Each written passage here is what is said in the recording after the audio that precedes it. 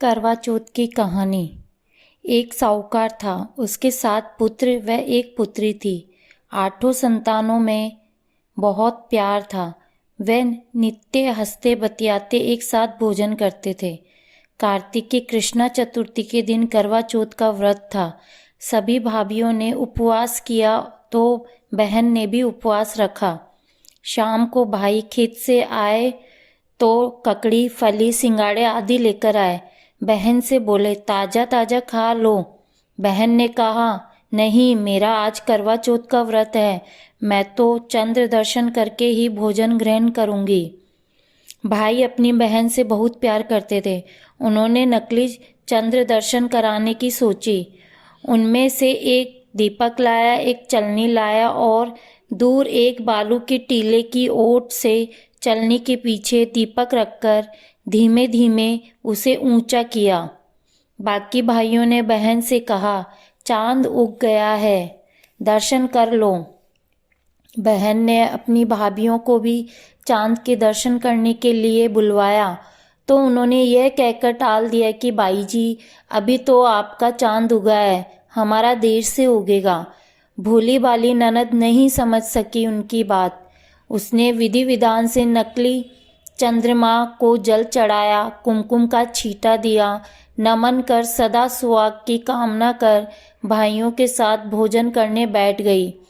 पहले घास में बाल आ गया, दूसरे घास में तिनका, तीसरे घास में मुंह में लेते ही ससुराल से समाचार आया कि बाई का पति ज़्यादा बीमार है, जल्दी से जल्दी इन्हें यहाँ से भेजे।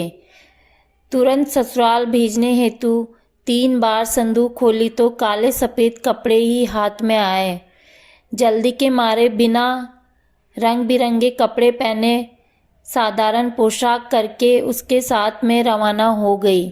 माँ ने कहा, रास्ते में जो भी मिले सबके पैर छूती जाना, मार्ग में जो भी मिले सभी ने आशीष दिया, तेरे सातों भाई खुश रहे, तू उनका सुख देखे, शीलवती हो, सुपुत्री हो, पर किसी ने भी स्वागन होने का आशीष नहीं दिया।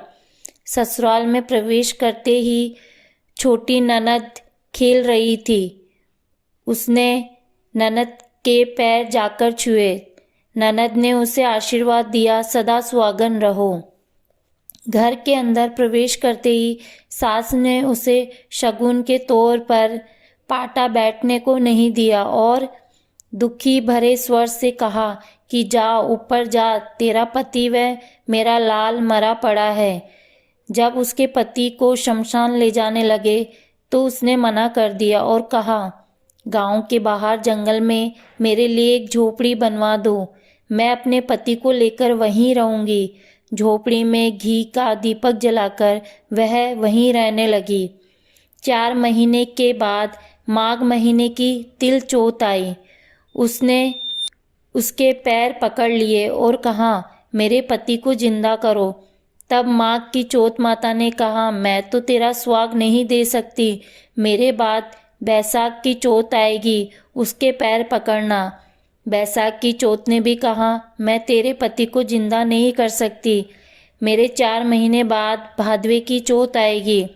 भादवे की चौथ ने भी मना कर दिया और कहा कि कार्तिक में करवा चौथ आएगी, कार्तिक की चौथ ही तुझे निहाल करेगी, उसी ने तेरा सुहाग लिया है, क्योंकि तूने चलनी में नकली चांद के दर्शन कर लिए, अतः वह नाराज है, उसे ही राजी कर।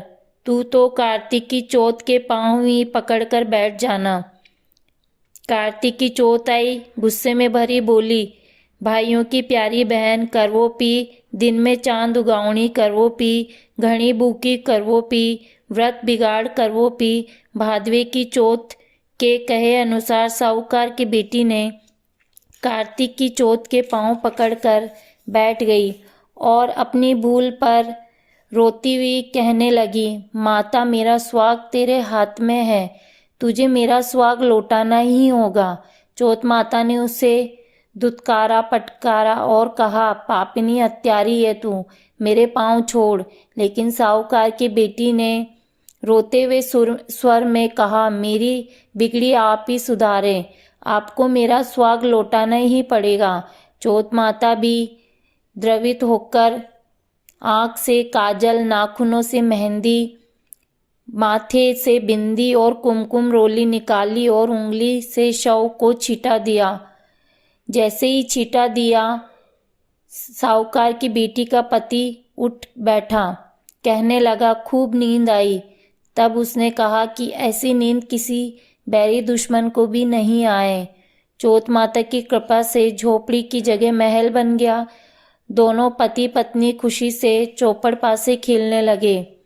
सुबह उधर से राहगीर निकला तो उसने झोपड़ी की जगह महल देखा और बोलने की आवाज़ें सुनी, तो उसने उसकी सास से जाकर कहा कि तेरा बेटा जीवित हो गया है।